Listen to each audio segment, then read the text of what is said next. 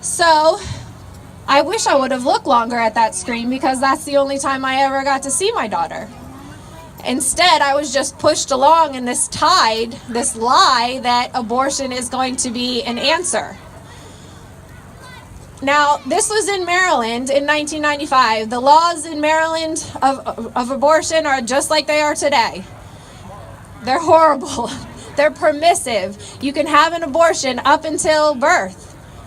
But my doctor had so little faith in the abortionists and medical professionals in our state that she advised that we go see an abortionist named George Tiller in Kansas.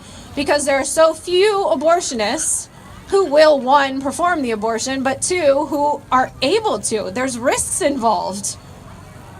So I was still uneasy after hearing my pediatrician say we should go and have this procedure to fix the problem. So I asked my pastor at my church, what should I do? What does God say about this? And this person that is supposed to be a representative of God stood across from a 14-year-old girl and said, the church does not take a stand on abortion. Woo!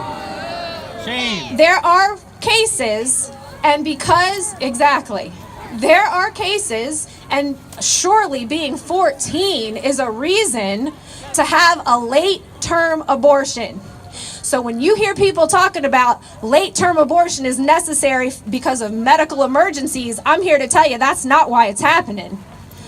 I was 14. I had a perfectly healthy baby. There was no reason aside from my age that people were advising me to go kill it.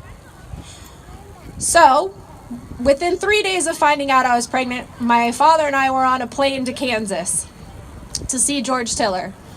You can see I'm not following these anymore. That's good. I feel so comfortable with you all. All right. Woo! So we're on a plane to Kansas, and the procedure, I apologize ahead of time because I know there are children here, but the movie people want to rate abortion R, and it is rated R, but it's truth, and so I apologize ahead of time. Mommies, if you want to cover their ears, now would be the time. The 5-day procedure is where they slowly dilate you over and over, a little bit at a time, worse menstrual cramps times 100. On the 4th day, I'm laying on a table thinking they're going to do the exact same procedure to slowly dilate. And the life inside of me knew something was different about this specific time. I felt an elbow and then a foot, to the point that I said out loud, "What's going on in there? Is something wrong?" That's the state of this 14-year-old in a fog. Like, I was just not even aware of what was about to happen, but she was. And as she jabbed at my insides, Dr. Tiller entered the room. He messed around with some medical instruments, took out a long needle, put it into my abdomen, and all those movements stopped immediately. And I had to take her to the hotel room with me that night, and I knew what I had done. That movement and no movement was all I could feel. And I died inside along with her. But I still had to go back the next morning. And there were 10 hospital beds in a big room with 9 other women going through the same procedure. They gave us an IV that was meant to put us in this groggy state of consciousness where we weren't supposed to remember anything, but we could still move and follow their instructions. It was painful, it was horrible, it was labor, and nobody was there holding my hand saying they were 4 women.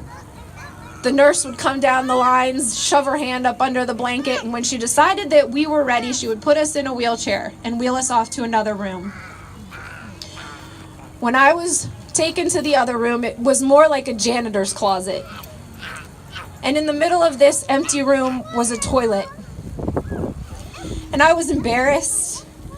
as the nurse picked me up out of the wheelchair and put me on that toilet. And I was like, I don't want to use the restroom in front of these people.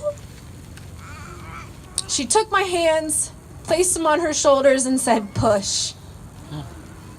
In my daze, I did what she said. I had no strength to argue, and I left my child there. That is what we are allowing to happen.